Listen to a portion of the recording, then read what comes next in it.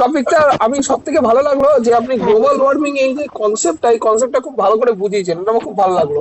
আচ্ছা, নেক্সট টপিকে যাচ্ছি, আপনার পারমাণবিক শক্তি মানে নিউক্লিয়ার পাওয়ারটা আমাকে একটু বুঝিয়ে দেবেন, হ্যাঁ?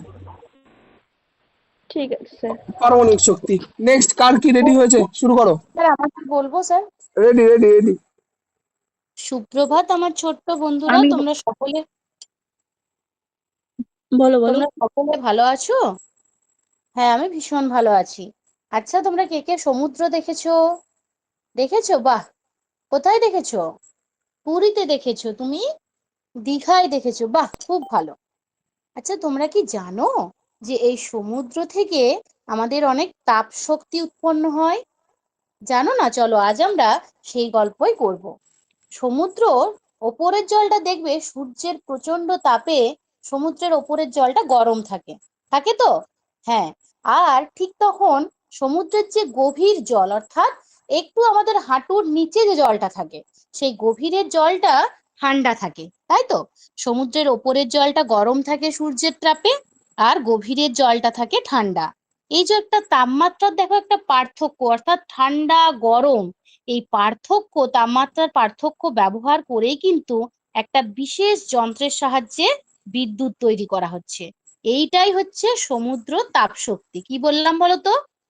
হ্যাঁ, ঠিক বলেছো। সমুদ্রের ওপরের জল সূর্যের তাপে গরম, আর গভীর জল ঠান্ডা। এই যে তাপমাত্রার পার্থক্যটা, এই তাপমাত্রার পার্থক্য ব্যবহার করে একটা বিশেষ যন্ত্রের সাহায্যে যেটা তৈরি হয়, যে বিদ্যুৎ শক্তি, সেটাই হচ্ছে সমুদ্র তাপশক্তি। প্রথমে কি করছে বলতো? গরম সমুদ্রের জলটাকে কি করা হচ্ছে না, তরল করা হচ্ছে গরম সমুদ্রের জলটাকে।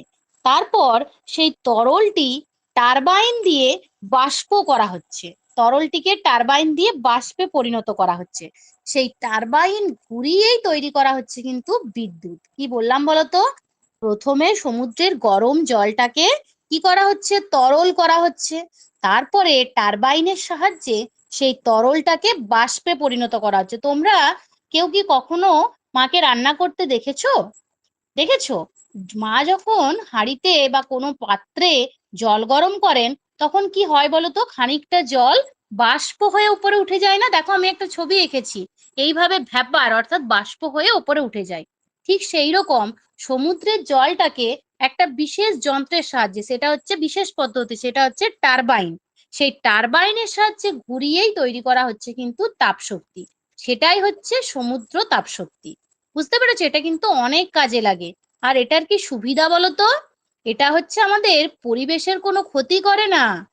হ্যাঁ, পরিবেশ বান্ধব, একদম ঠিক বলেছো। আমাদের যেমন, আমরা যেমন পরিবেশের বন্ধু, ঠিক সেই রকম এটাও হচ্ছে পরিবেশের বন্ধু, কোনো ক্ষতি করে না। আমরা তাও তো মাঝে মাঝে পরিবেশের ক্ষতি করে ফেলি, এ কিন্তু কোনো ক্ষতি করে না।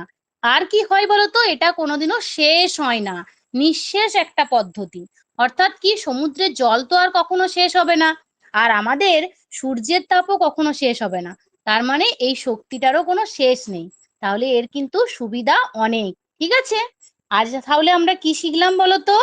হ্যাঁ, সমুদ্র তাপ শক্তি সম্পর্কে জানলাম।